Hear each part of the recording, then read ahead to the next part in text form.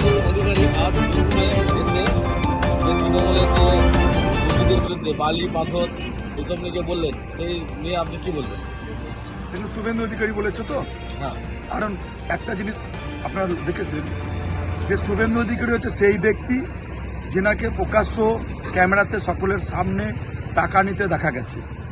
সেই শুভেন্দু অধিকারী নিজেকে বাঁচতে, তার পরিবারকে বাঁচাইতে সে বিজেপিতে যোগদান করেছে, তৃণমূল কংগ্রেস ছেড়ে অমিত শাহ নরেন্দ্র মোদীর পায়ের নিচে আশ্রয় নিয়েছে। আর বিজেপিতে গিয়ে আজকে সে ওয়াশিং মেশিনে ঢুকে সে পরিষ্কার হয়ে গেছে। যাকে প্রকাশ্য দিনের আলোয় অন ক্যামেরা টাকা নিতে দেখা গেছে, সে যদি দুর্নীতির কথা বলে, এটা মানুষের কাছে খুব হাস্যকর। আর এখন সামনে ভোট, তাই অনেক বড় বড় কথা বলবেন। আপনারা কিছুদিন আগে দেখেছেন কেন্দ্র সরকারের একটা বাজেট পেশ হয়েছে। সেই বাজেটের বিশেষত্ব কিছুই ছিল না। বাজেটের বিশেষত্ব একটাই ছিল, 9 বছর ধরে 9বার যে বাজেট পেশ হয়েছে, সেখানে অর্থমন্ত্রী যে 9 রকম ভ্যারাইটির শাড়ি পরে এসেছেন, সেই শাড়ি নিয়েই বর্ণনায় মিডিয়ায় আমরা প্রতি সারাদিন খুলে ওইটাই দেখতে পেলাম।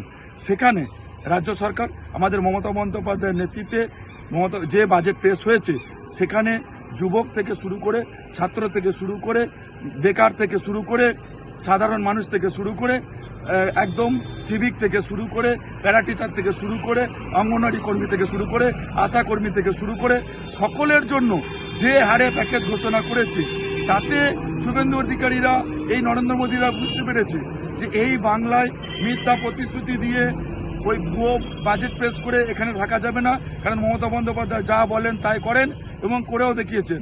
তাই এই মমতা বন্দ্যোপাধ্যায়ের বাজেট, মমতা বন্দ্যোপাধ্যায়ের 80টির বেশি প্রকল্প, একদম জন্ম থেকে মৃত্যু পর্যন্ত, এই সমস্ত দেখে তারা ভয় পেয়ে গেছে।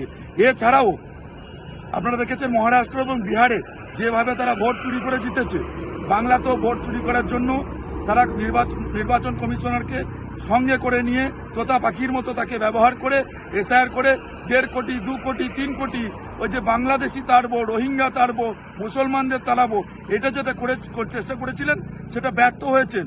কারণ মমতা বন্দ্যোপাধ্যায়ের নির্দেশে, অভিষেক বন্দ্যোপাধ্যায়ের নির্দেশে আমাদের কর্মী থেকে শুরু করে, নেতৃত্ব থেকে শুরু করে সকলে সজাগ ছিলেন। তাই এসআইআরে নির্বাচন কমিশন চক্রান্ত করে যেহেতু নাম বাদ দিতে সক্ষম হয়নি, তাই তারা বিভিন্ন রকম নোংরা অভিযোগ এনে, মিথ্যা অভিযোগ এনে সেসবের আশ্রয় নেওয়ার চেষ্টা করছেন। সামনে 26 আর কয়েকদিন পরেই নির্বাচন শুরু হবে। আপনারা দেখতে পাবেন মমতা বন্দ্যোপাধ্যায়ের আশীর্বাদে, অভিষেক বন্দ্যোপাধ্যায়ের সেনাপতিত্বে এবং অভিষেক বন্দ্যোপাধ্যায়ের স্নেহের পরশে যে সমস্ত 294 জন প্রার্থী হবেন, বাংলার মানুষ মমতা বন্দ্যোপাধ্যায়ের প্রতি আস্থা রেখে, অভিষেক বন্দ্যোপাধ্যায়ের প্রতি আস্থা রেখে এই বাংলা বিরোধী, বাঙালি বিরোধী ওই গুজরাটিদের সরকার, ওই পরিযায়ী নেতাদেরকে আবার বাংলা ছাড়া করবে।